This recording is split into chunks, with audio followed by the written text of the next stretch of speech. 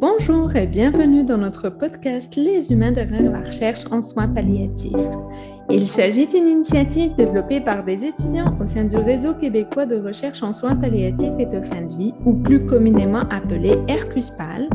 À chaque épisode, nous rencontrerons des étudiants, des chercheurs ou des bénévoles en soins palliatifs pour mieux comprendre leur parcours ou plus précisément pourquoi ils ont choisi le domaine si mystérieux et empreint d'humanité que sont les soins palliatifs et de fin de vie. Dans quelques instants, nous allons rencontrer Madame Suzanne Blouin, animatrice de vie spirituelle et d'engagement communautaire dans des écoles primaires et secondaires au centre de services scolaires de la vallée des Tisserands. Madame Suzanne Blouin, merci infiniment d'avoir accepté de participer à notre podcast Les humains derrière la recherche en soins palliatifs. On a eu l'occasion de discuter lors d'un colloque en mai 2022. Donc, merci d'avoir accepté déjà notre invitation. Ça me fait plaisir. Alors, peut-être pour commencer, est-ce que vous pourriez nous parler de votre parcours de manière générale pour que les auditeurs et nous puissions mieux vous connaître? Oui, en fait, actuellement, moi, je suis depuis de nombreuses années là, impliquée dans le réseau scolaire en animation de vie spirituelle et d'engagement communautaire. Donc, j'ai fait ça un peu toute ma vie pratiquement, mais dans différents milieux. J'ai fait ça dans un cégep, le cégep Maisonneuve à Montréal. J'ai travaillé un petit peu dans le mouvement communautaire aussi, en défense de droits des personnes assistées sociales. Puis ensuite, je suis revenue comme animatrice de vie spirituelle au primaire et au secondaire, là où je suis encore présentement. Donc ça, c'est mon parcours professionnel grosso modo. Au niveau des études, bon, moi, j'ai toujours été intéressée par la vie spirituelle, là. Aussi loin que je peux remonter dans ma jeunesse, dans mon enfance même, je dirais, à partir de l'âge de peut-être première année ou maternelle, je sais pas. J'ai toujours eu comme quelque chose à ce niveau-là qui m'a intéressée, là. Donc, toute ma vie, j'ai eu un cheminement à ce niveau-là conscient.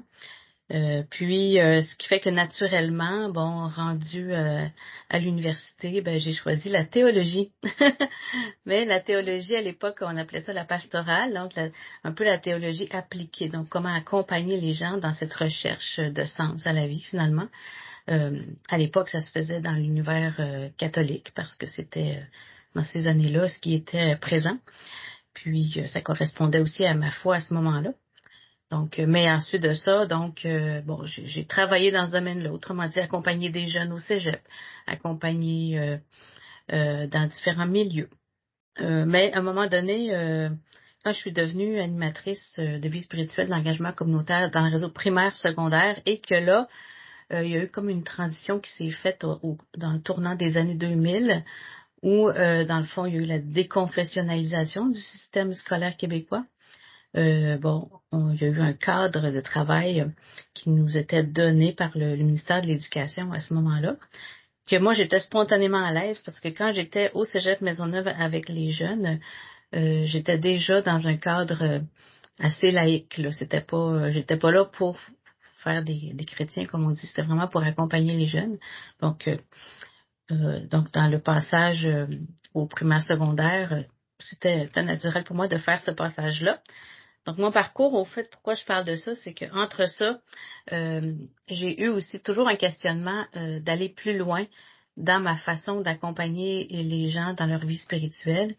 Puis, bon, on parle ici de surtout la recherche en soins palliatifs. Moi, je suis pas directement là-dedans, sauf que la vie spirituelle, ça nous confronte toujours aux questions existentielles, aux questions de la finitude. Donc, ça a toujours été un peu présent. Donc, j'ai fait un certificat en accompagnement psycho-spirituel plus tard, là, après avoir fini mon bac quelques années plus tard. Bon, c'était toujours une perspective quand même chrétienne, mais ça m'a donné des bases. Puis ensuite, ben, à force d'animer dans les écoles primaires, secondaires, ben, je me suis bien rendu compte que on manquait d'un cadre théorique assez solide pour vraiment faire cet accompagnement-là de manière vraiment laïque, mais appuyé sur la recherche, appuyé sur quelque chose qui se tient, vraiment plus que ce qu'on avait comme document là à ce moment-là. Donc, c'est ça qui m'a amené, moi, à faire un retour aux études dans la quarantaine, en fait, là. Mais justement, parce que là, la transition est super importante. Puis avant de passer au retour aux études, vous m'aviez parlé d'une formation en théologie, plus Ouais, exactement la pastorale, si ça s'appelle. En tout cas, c'est ouais. ça ce que vous avez dit. Puis, est-ce que c'est quelque chose qui existe toujours? Est-ce que c'est quelque chose qui existait dans le temps, puis peut-être avec la déconfessionnalisation, ça a disparu? Ben, ça existe toujours, en fait. Moi, j'ai choisi de faire mon bac chez les Dominicains à Montréal, sur la côte Sainte-Catherine, là, l'Institut de pastoral. Ça existe encore. J'avais choisi ça là parce que il y avait un aspect qui était très andragogique, très pratique, axé sur la pratique. C'était pas de la pure théologie. Donc, c'est pour ça que j'avais fait là. Il y avait des cours d'animation, d'accompagnement, toutes sortes de cours d'organisation aussi, de projets. Euh, donc oui, ça existe encore aujourd'hui. C'est offert aux personnes qui souhaitent vraiment offrir leur service, mais dans le cadre d'un engagement plus chrétien, là, catholique, je dirais. Là, Ça existe encore, mais c'est minoritaire. Là. C'est sûr que c'est pas. Oui. C'est surtout des gens qui sont déjà engagés, des gens qui font des retours aux études, qui vont là. Moi, quand j'ai fait mon bac là-bas, j'avais 19 ans, j'étais la plus jeune de la gang, là. Puis Oui. j'étais un peu la bébite, là, l'originale, parce que c'est ça, moi je faisais pas un retour aux études, c'était Non. mon point de départ. Mhm. C'était même, si je comprends bien, une vocation parce que vous me disiez, moi, la vie spirituelle, ça a toujours existé depuis la maternelle dans ma vie. Donc, on dirait que c'était logique pour vous Ouais, de faire ce parcours et non pas de retourner, de faire un retour aux études pour faire ce type c'est ça. d'études, finalement. Et, Exactement. J'aurais très bien pu aller en psychologie. J'aimais beaucoup la psychologie, mais je pense que à ce moment-là, il y avait des questions justement de fond que je voulais me donner un cadre pour pouvoir, pour moi-même, en fait, les regarder, puis regarder comment ça pouvait s'appliquer et tout. Là, c'était vraiment ça qui était mon point de départ, ouais. Mhm. oui.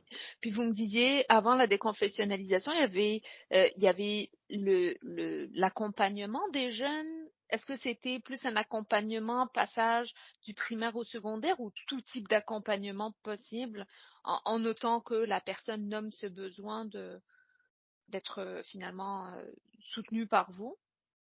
Ben, en fait, moi, quand je travaillais au Cégep Maisonneuve, en fait, c'était vraiment selon les besoins que les jeunes exprimaient. Donc, j'étais responsable qu'on appelait d'un service de la vie spirituelle. Puis j'avais un bureau, un local d'accueil. Il y avait à un moment donné, on était 2 animateurs même. Puis bon, les jeunes connaissaient ce service-là. Puis ceux qui souhaitaient venir, ne serait-ce que simplement pour jaser là, dans le concret de la vie, venir prendre un café. On avait un local qui s'appelait l'Entracte. Les jeunes venaient s'asseoir entre les cours. Des fois, c'était simplement un accompagnement qui était très, très, très terre à terre, mais des fois, qui pouvait aller plus en profondeur. C'était vraiment adapté au vécu des jeunes à ce moment-là. Puis, bon, à force de créer des liens avec certains jeunes, c'est certain qu'il y a une ouverture qui se crée plus en profondeur, puis que des jeunes pouvaient à ce moment-là venir vraiment s'asseoir dans le bureau et non plus simplement au café, disons, s'asseoir dans le bureau pour discuter peut-être de certaines questionnements qu'ils avaient, mais ça pouvait être parfois religieux, mais très rarement, je dirais, la plupart du temps, c'était plus lié à ce qu'ils veulent faire de leur vie, des situations qui les interrogeaient, des questions que ça suscitait. Puis moi, j'étais beaucoup, beaucoup dans l'écoute, dans une écoute, euh, c'est pas, c'était vraiment un accompagnement, là. C'était pas une thérapie, c'était pas de les enligner quelque part, c'était vraiment que ça les amène vers eux-mêmes, vers ce que eux voulaient. Mhm. Je me trompe peut-être, mais j'ai l'impression que vous êtes un professionnel qui regroupe quand même plusieurs connaissances, des connaissances en psychologie, cancer d'orientation. En tout cas, il y a comme une palette finalement, une palette d'outils que vous pouvez utiliser, surtout dans l'adaptation. Tu sais, je m'imagine assise dans un bureau, puis en fonction du besoin nommé par le jeune, je vais adapter mon intervention. Ça demande quand même un certain savoir-faire, un certain savoir-être pour pouvoir adapter nos interventions aux différentes personnes qu'on rencontre. Oui, tout à fait, c'est sûr. C'est pour ça que je suis allée, dans le fond, après quelques certain nombre d'années là au Cégep Maisonneuve avec mon bac en théologie pastorale, ben je sentais le besoin peut-être d'aller chercher plus d'outils. Ben j'ai toujours voulu chercher plus d'outils là, mais de faire le certificat en accompagnement psychospirituel, c'était dans cette idée-là aussi là d'avoir des outils un peu plus élaborés. développer mon propre savoir-être à moi. Là. C'est certain que dans ce certificat-là, en accompagnement, il y avait un stage, puis on était dans la pratique aussi, on se filmait, on s'enregistrait, il fallait faire une critique, une auto-évaluation et tout. Donc, ça m'a permis, oui. Mais c'est sûr que c'est un moment où, des moments avec les jeunes où on cherche le meilleur à leur donner, tu sais. On veut pas les emmener à Rome quand ils veulent aller à Paris, là. Tu sais, vraiment, c'est quoi le meilleur chemin? En fait, c'est que c'est eux qui le possèdent, le meilleur chemin. Puis dans ma formation en accompagnement psychospirituel, il n'y avait pas nécessairement une voie non plus, même si c'était supervisé par la communauté chrétienne, là, le centre Le Pèlerin, près de l'Oratoire Saint-Joseph à Montréal.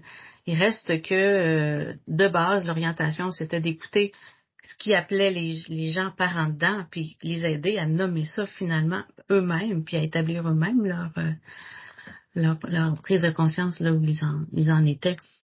Puis, quand vous parlez je vous entends parler, puis ce que je comprends, c'est que la clinique, l'intervention a toujours fait partie de votre vie. Les études aussi, parce que vous aviez refait en tout cas, vous êtes retourné aux études pour faire un certificat en tout cas psychospirituel. Et tout à l'heure, vous me disiez que vous aviez repris des études pour avoir plus une base théorique. En tout cas, il y avait comme un besoin de se rattacher finalement à des théories peut-être Oui. plus récentes ou plus contemporaines. Est-ce que Oui. vous pouvez me parler un peu de votre retour aux études? Ouais, j'ai quitté le Cégep Maisonneuve après un certain nombre d'années parce que je sentais que j'avais rendu une autre étape de ma vie, là, tout simplement. Puis bon, tout ça, une chose à l'autre, ça m'a amené dans les écoles primaires et secondaires. Et puis là, on avait, en tant qu'animateur de vie spirituelle et d'engagement communautaire, un cadre. Mais le cadre, il s'appelle Pour approfondir sa vie intérieure et changer le monde. L'animation spirituelle et l'engagement communautaire, un service éducatif complémentaire. Donc, c'est un petit document, comme ça, c'est pas très épais. Puis, il y a un autre document complémentaire d'un colloque qui a eu lieu. Mais il se trouve que ça définit des grands axes d'intervention.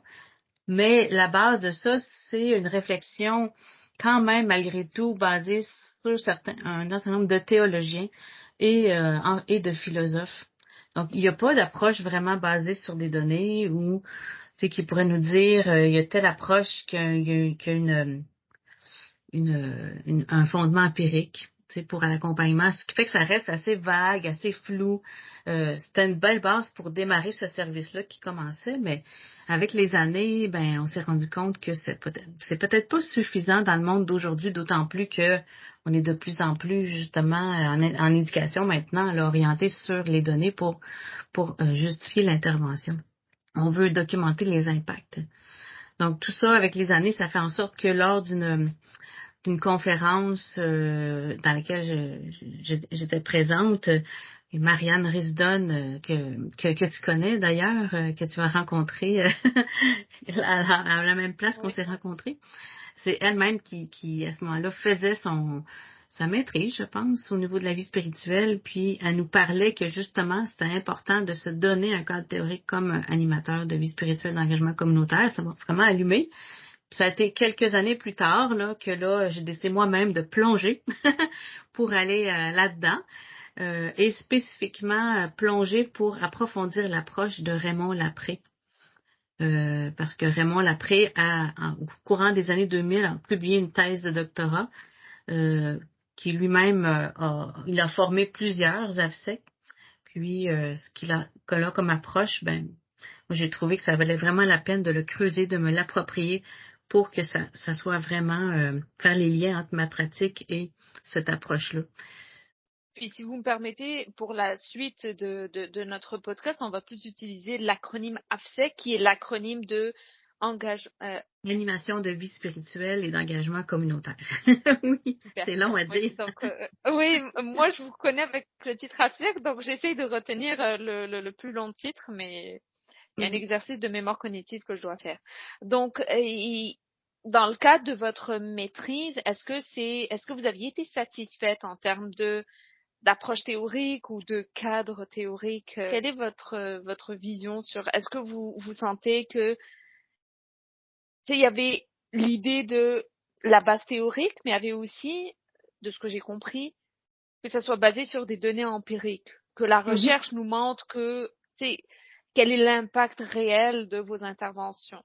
Quel est Mhm. votre bilan? Je ne sais pas si vous avez une réponse aujourd'hui à me donner, mais...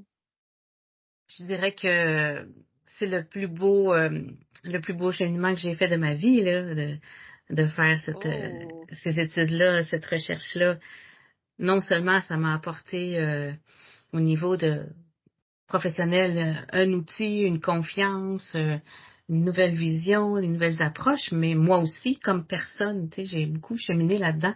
Puis les outils que je me suis appropriés, la théorie que je me suis appropriée, ben, je me le suis appliquée à moi-même d'abord et avant tout. Ouais. Donc, ça m'a fait moi-même me voir autrement, cheminer autrement, et pour pouvoir mieux l'offrir finalement, là, maintenant. Oui. Puis, je pense que cette théorie-là, c'est la théorie des structures anthropologiques de l'imaginaire de Gilbert Durand, qui est à la base de la psychologie des valeurs. Cette théorie-là est fort solide. Puis, ce qui est intéressant, pourquoi je l'ai choisi aussi, c'est parce que, justement, au niveau empirique, il y a un test, le test AT9, qui a été créé exactement pour vérifier cette théorie-là dans la pratique, pour voir concrètement si ça tenait. Et puis, bon, oui, le test AT9 vient valider, si vous voulez, la théorie de l'imaginaire, parce que vie spirituelle et imaginaire, ça va ensemble, hein, parce qu'on utilise des symboles pour pouvoir donner sens à notre vie. Donc, l'imaginaire est créateur de symboles, et c'est à travers cette symbolique-là, cette voix symbolique, que vont s'exprimer les valeurs qu'on porte. Puis dans un monde laïque, on parle de valeurs plus que comme telles de croyances religieuses ou autres. On en parle, mais ce qui peut nous unir tous, c'est peut-être justement les valeurs là, qu'on veut vivre ensemble, que ce soit une institution ou une famille ou peu importe. Notre podcast se nomme Les humains derrière la recherche en soins palliatifs, mais tout à l'heure, au début de notre rencontre, vous m'aviez parlé de la finitude, un petit peu. Mhm. Puis, est-ce qu'il y a un lien à faire entre ce que vous avez, tout ce que vous me parlez maintenant par rapport à l'imaginaire et la finitude? Est-ce qu'on donne un sens différent à notre fin de vie en fonction de l'imaginaire qu'on a ou des valeurs, des croyances? J'imagine que oui, mais j'aimerais vous entendre là-dessus. Mhm. Je peux vous dire que moi, j'ai pas directement étudié la fin de vie comme telle, mais je suis comme vous, là, je peux dire, j'imagine que oui. Mais je pense que, là, je fais une affirmation, peut-être peut sembler un peu un truisme, un peu pour tout le monde, là, une vérité de la palisse, là, dans le sens qu'on meurt comme on a vécu, j'ai l'impression.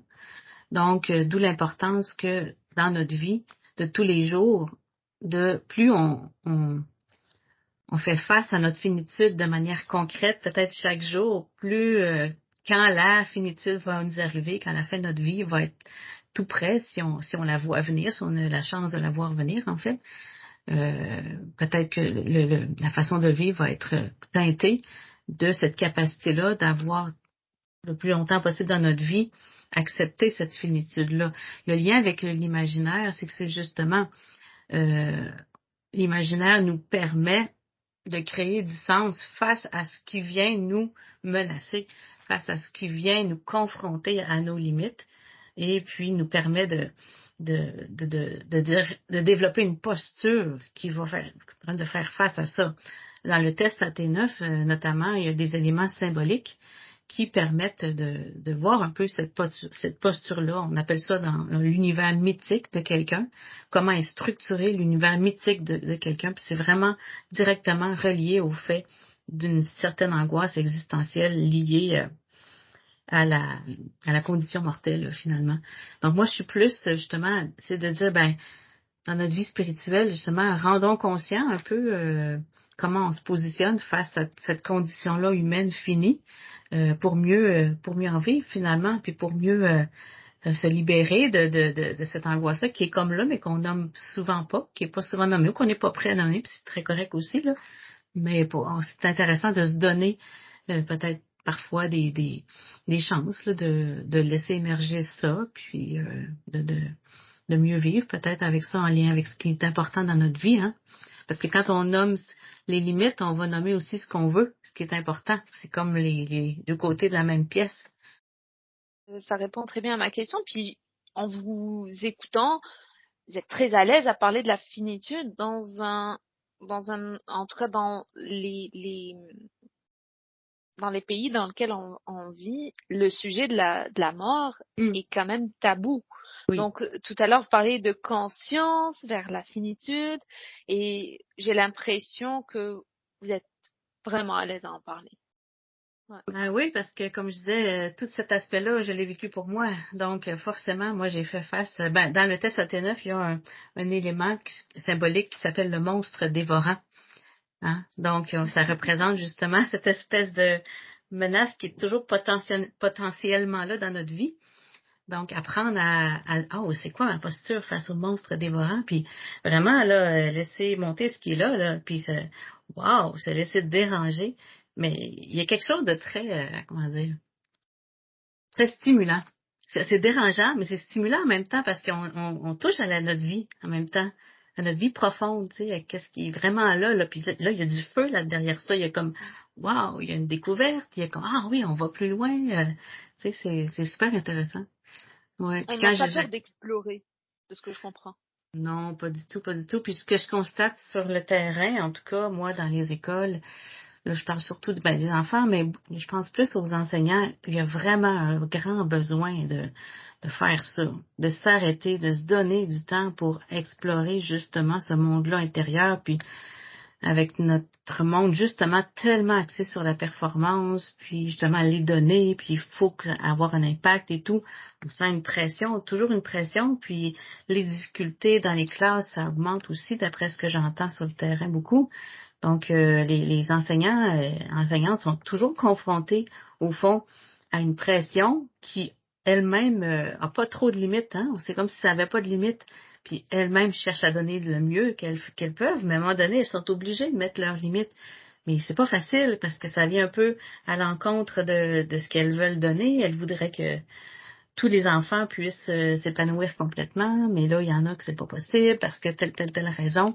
Donc, quand je les accompagne avec le test AT9, ça fait comme ça vraiment parce que là, enfin, elles peuvent nommer un peu ces choses-là, ne serait-ce que de le nommer pour elles-mêmes, tu sais. Puis quand ça se fait en petit groupe en plus, ben là c'est génial parce que entre elles peuvent se sentir moins seules, s'épauler, puis se dire ah oui c'est vrai on vit ça, puis ah ça fait donc du bien, ça.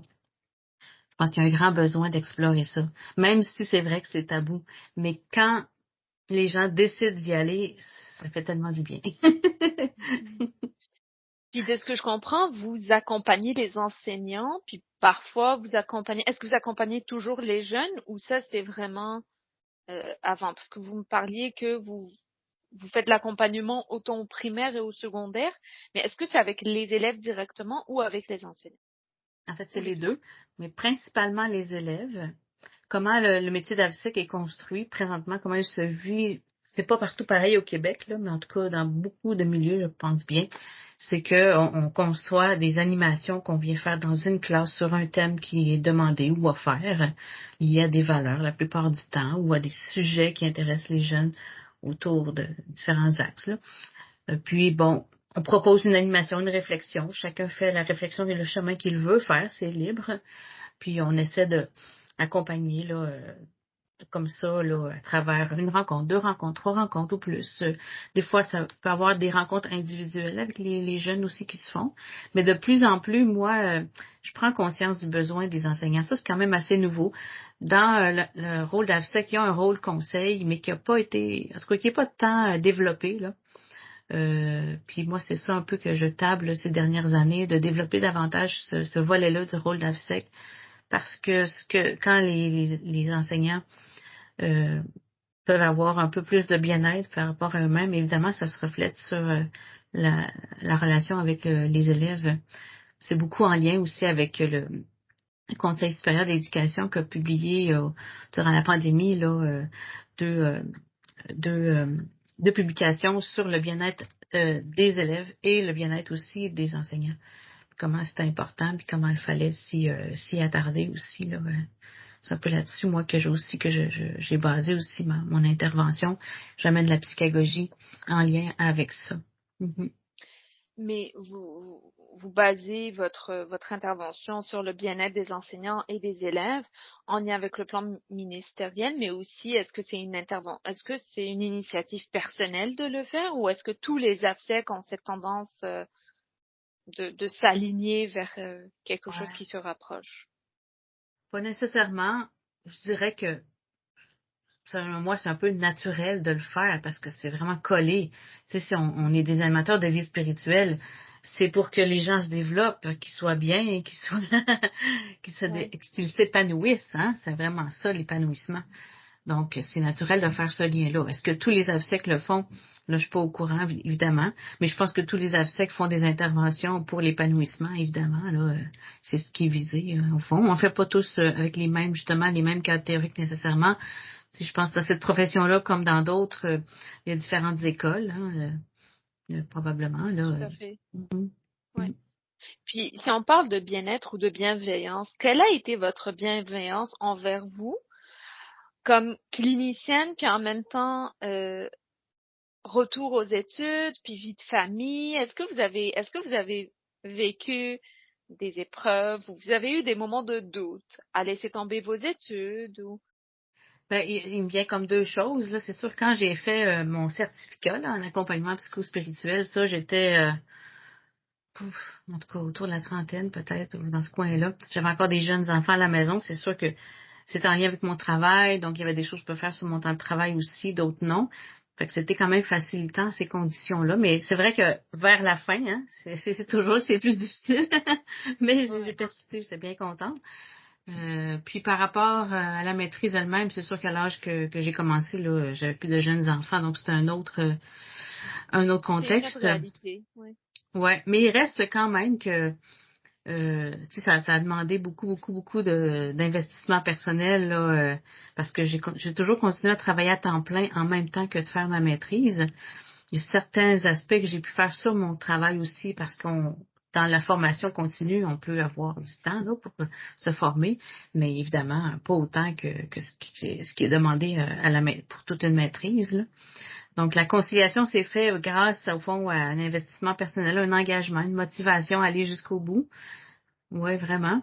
Puis aussi grâce, évidemment, là, j'ai un conjoint qui est très patient, très supportant et qui m'a Ça aidé aide, hein? aussi du côté de la révision, de la mise en page, qui lui-même est Ouais. graphiste. Donc ça donne un méchant coup de main, surtout vers la Ouais.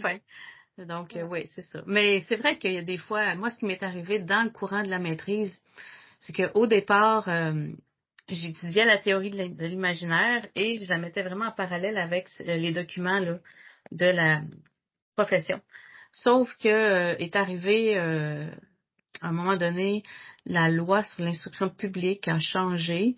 Le ministre libéral, comment il s'appelle déjà, Roberge, ont décidé d'enlever tout ce qui était directement relié au mot spirituel comme tel dans la loi sur l'instruction publique, tu sais, qui comportait vraiment là, dans sa finalité instruire, socialiser, qualifier, et l'école doit notamment favoriser le développement spirituel de l'élève, quelque chose comme ça pour son épanouissement. Mais tout ce côté-là, ça a été enlevé. Le SACEC était aussi nommé dans la loi comme étant un service qui devait être offert. Donc tout ça, ça a été enlevé, ce qui fait que dans le milieu scolaire, là, le mot spirituel, les gens ont encore peur de ça, là. Pas tout le monde, mais ça a encore beaucoup connoté aux religieux. Puis je pense que pour le ministre, c'était ça, même si ça ne l'est pas nécessairement. Là. Pour lui, quand à l'Assemblée nationale, ça a été voté, tout ça, ben, il a mentionné que c'était enlevé parce que c'était des relents des écoles confessionnelles, comme si ça avait plus rapport, que c'était vraiment comme quelque chose qui avait plus vraiment d'intérêt. Donc ça, cette affaire-là, ben c'est sûr que au niveau de la profession d'AVSEC, peut-être que le titre va changer, je n'ai aucune idée, peut-être que ça n'existera même plus du tout. Je ne sais pas ce qui va arriver. Mais quand ce changement-là est arrivé, moi intérieurement, ça m'a fait plutôt que de continuer directement ma recherche en lien avec ces documents-là qui vont être désuets vraiment, puis que cette profession-là, je ne sais pas si ça va exister encore. j'ai décidé de vraiment me centrer sur la psychagogie des valeurs comme telle pour accompagner la vie spirituelle. Mais c'est une approche qui peut être utilisée en milieu scolaire, mais qui pourrait être utilisée justement en soins palliatifs ou pour les intervenants en soins spirituels, les travailleurs sociaux, les infirmières.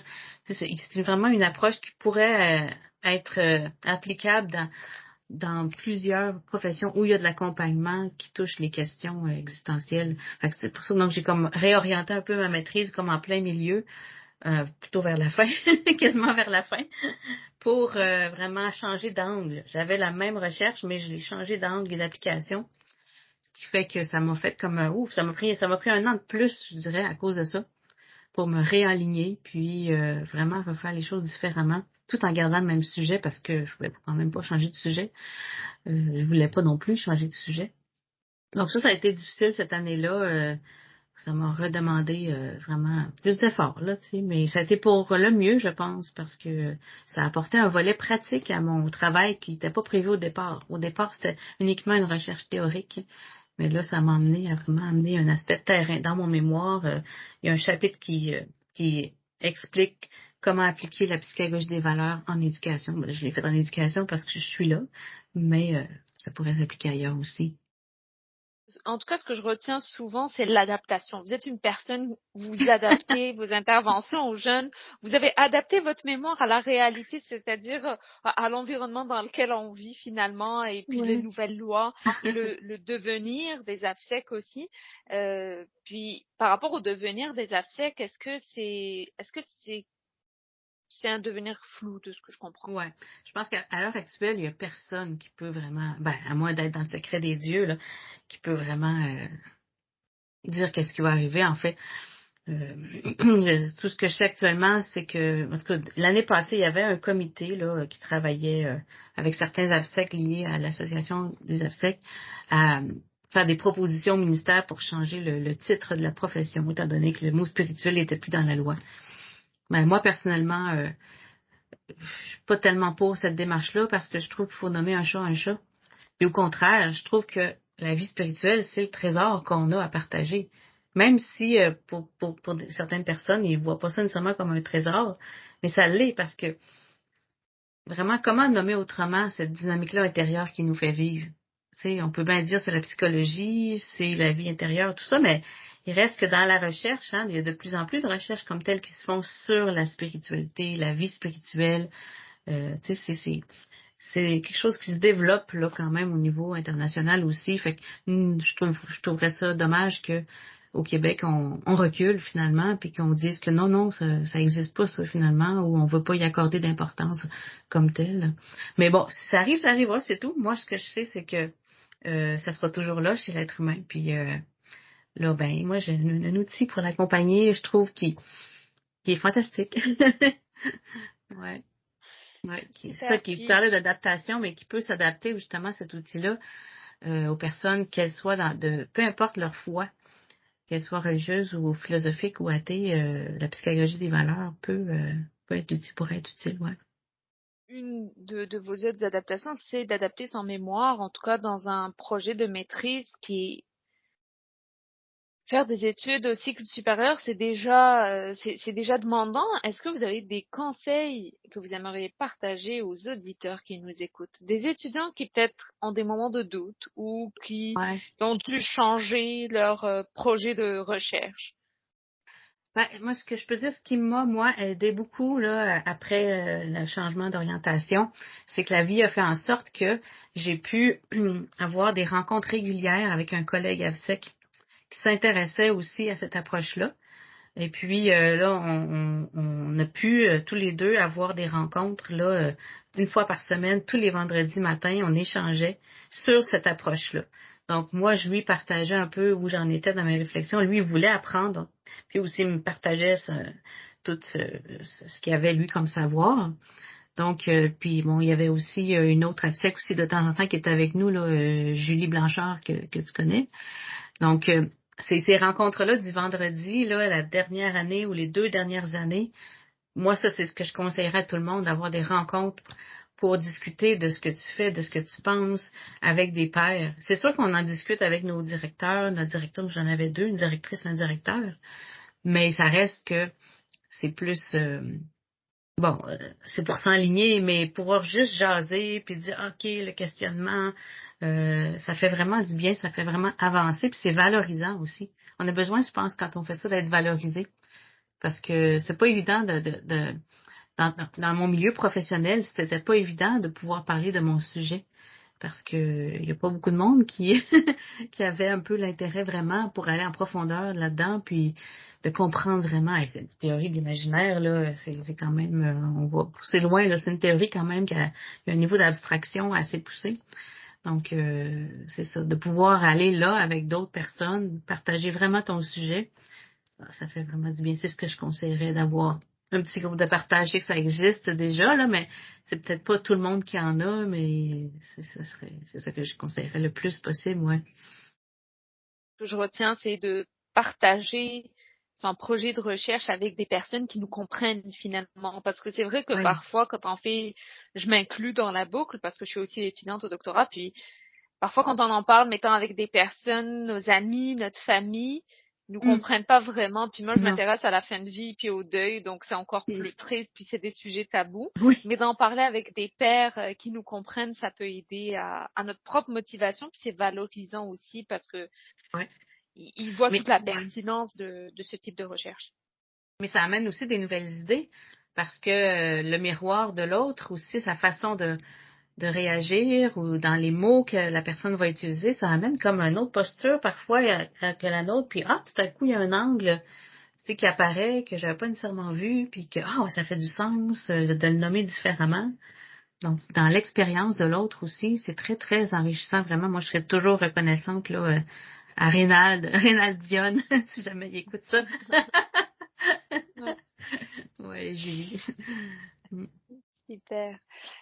Si vous pouviez parler à la jeune Suzanne que vous êtes, clinicienne ou chercheuse, quel message vous aimeriez lui transmettre? C'est une très bonne question. Ben,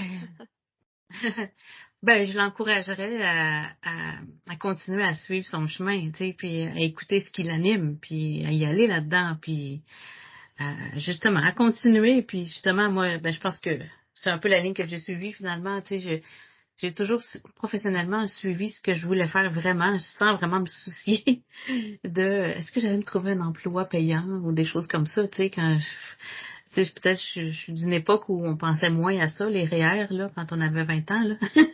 Aujourd'hui, à 20 ans, là, les gens quasiment pensent déjà à ça, là. Mais moi, j'avais pas du tout ce souci-là, vraiment pas. Donc, tu sais, je suis toujours allée en fonction de ce qui me faisait vivre, au fond, tu sais, puis enfin, j'ai pas de regrets. Peut-être que j'ai été très chanceuse, j'ai jamais manqué d'emploi, tu sais, mais j'aurais pu peut-être aboutir ben ailleurs, puis pas trouver d'emploi, mais en tout cas, j'ai fait confiance à la vie. Peut-être ça. Vraiment se faire confiance, peut-être davantage. C'est sûr que quand, à 20 ans, on manque un peu de confiance en soi parce qu'on connaît rien, ou presque. En tout cas, moi, je veux pas parler de tous les jeunes, bien sûr. Mais, oui, je vais peut-être se faire davantage confiance, s'écouter davantage, puis go, là, vas-y, fonce, là, tu sais. Ben, merci infiniment pour votre partage authentique, votre discussion. En tout cas, moi, j'ai appris beaucoup plus sur votre parcours puis sur les APSEC que, en tout cas, je pense, Julie et vous, vous étiez les premières personnes que je rencontre APSEC.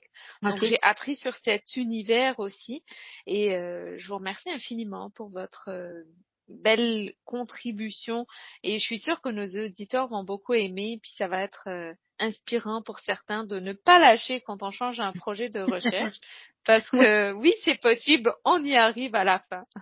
Oui, c'est ça. Ben, peut-être si je peux dire une dernière chose, c'est que je me souviens que dans les derniers chapitres, à un moment donné, j'étais un peu découragée, justement. Puis là, ben, moi, en tout cas, les réseaux sociaux, là, j'ai mis sur ma page Facebook, là, je suis rendue vers la fin, mais je suis plus capable, s'il vous plaît, encouragez-moi. Et là, j'ai eu tellement de messages, là, plein de messages. Hein, go, Suzanne, t'es capable, lâche pas, là. Mais c'est fou, hein, mais ça m'a vraiment aussi encouragée. Fait que, Des fois, oui, en parler avec des gens qui nous comprennent, mais des fois aussi un petit réseau de gens qui font juste go, go, go. Ça fait vraiment du bien. Super, super. Ben, merci infiniment. Et je vous Merci à souhaite toi. beaucoup de succès dans la suite du parcours, parce que je pense qu'il y a tout un parcours aussi super stimulant qui vous attend. Oui, il y a plein de choses qui s'en viennent. Merci beaucoup, Sandrine. Merci beaucoup.